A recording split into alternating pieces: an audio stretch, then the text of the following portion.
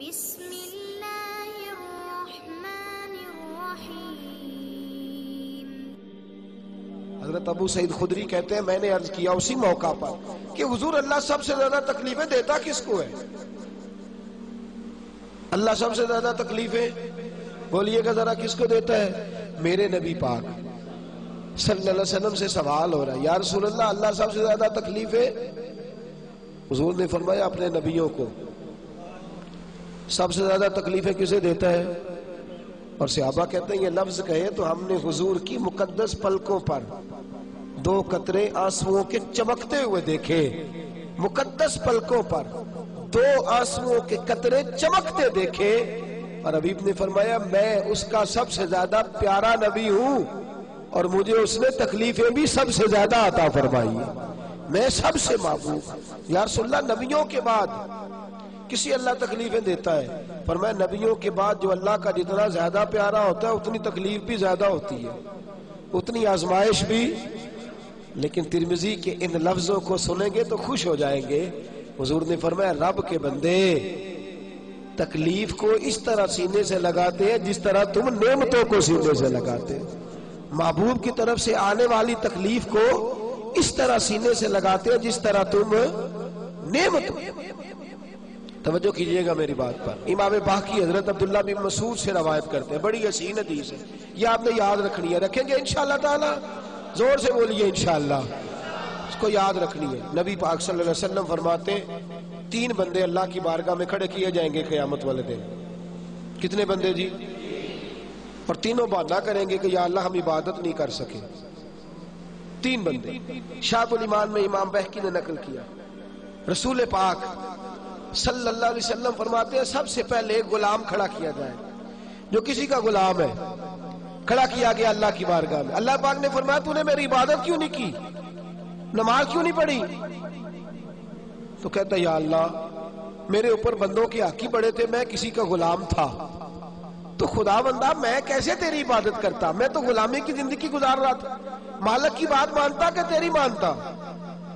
میرے نبی پاک صلی اللہ علیہ وسلم کے صحابی فرماتے ہیں اللہ کریم حضرت یوسف علیہ السلام کو بلائے گا اور جناب یوسف کو اس کے سامنے کھڑا کر کے کہے گا یوسف اسے بتا تو نے کتنی قید کاٹی ہے، اسے بتا تیرے بھائیوں نے تجھے کنویں میں پھینکا ہے، اسے بتا تو نے کتنی تکلیفیں سہی ہیں۔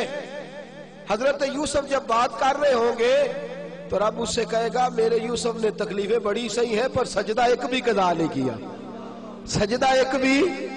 تو بتا تو زیادہ غلامی میں تھا کہ یوسف زیادہ پریشانی کے عالم میں تھے؟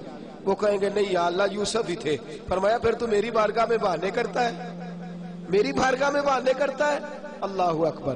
میرے نبی کریم صلی اللہ علیہ وسلم فرماتے ہیں رب کریم فرمائے گا اس سے جو تاجر تھا بھئی تو نے نماز نہیں پڑھی، عبادت نہیں کی، میرا ذکر شکر نہیں کیا، تو عرض کرے گا یا اللہ میں تاجر تھا، میری ڈیوٹیاں بڑی تھی، کاروبار بڑا پھیلا ہوا تھا، یہ اللہ خیر کرے آپ کو جسے پوچھ لے میاں صاحب نماز نہیں پڑھتے، کہتا میرا ٹائم کوئی نہیں نماز پڑھنے کا۔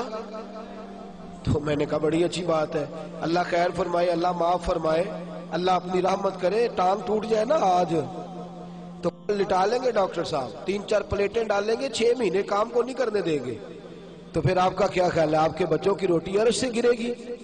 کھائیں گے کھانا کہ نہیں؟ نظام روک جائے گا دنیا کا میرا خیال ہے۔ جتنے تاجر فوت ہو گئے اس کے بعد تجارت ختم ہو گئی دنیا میں، بہانہ کرتے ہم۔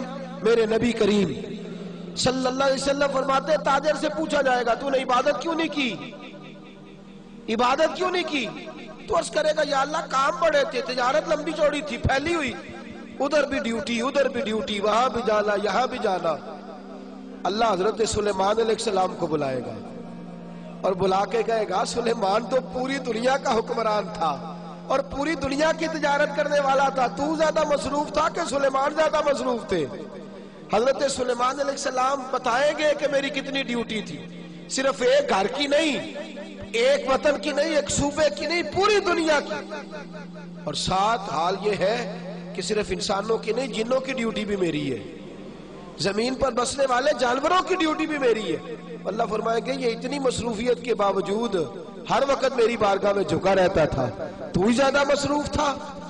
تیسرے ایک بندے کو بلایا جائے گا جو مجبور تھا، بیمار تھا، پریشان تھا، اس کو بلا کے اللہ فرمائے گا تو نے عبادت کیوں نہیں کی؟ یا اللہ میں بیمار رہتا تھا، یا اللہ میں پریشان رہتا تھا، میں مصیبت میں رہتا تھا، تو نے مجھے آزمائش میں ڈالا تھا۔ میرے حبیب فرماتے ہیں اللہ کریم حضرت ایوب علیہ السلام کو بلائے گا، حضرت جن کے پورے وجود میں درد رہتی تھی، پورا وجود تکلیف کا شکار تھا، 7 بیٹے ایک دن میں انتقال کر گئے، کھیت کھلیان باغ اجڑ گئے، مجنو بن کے وچ بازارا کدی ککھا وانگ رلائے تے کدی کہایا کمبا سارا، سر نیزے اتے چڑھائے، آدم یار مناؤن دی خاطر اسا کی پیس وٹائے۔ فرمایا حضرت ایوب کو کھڑا کر کے اللہ فرمائیں گے تو زیادہ بیمار تھا کہ ایوب؟ تو زیادہ تکلیف میں تھا کہ ایوب؟ یا اللہ نہیں، درد تو انہیں زیادہ تھا، تکلیف تو انہیں زیادہ تھی۔ تو اللہ فرمائیں گے اس کا تو ایک سجدہ بھی قضا نہیں ہوا، ایک سجدہ بھی قضا نہیں ہوا۔ اور تو کہتا تھا جناب بندہ ٹینشن میں ہو تو نماز تو نہیں نہ پڑھی جاتی، بندہ پریشان ہو تو بندہ پریشان ہو تو تنخواہ پکڑی جاتی ہے، بندہ پریشان ہو تو دنیاوی باتیں ساری ہوتی ہیں۔ میرے دوستو اتنی آزمائشیں نہیں جتنا اپنے وجود پر بوجھ ڈالا ہے۔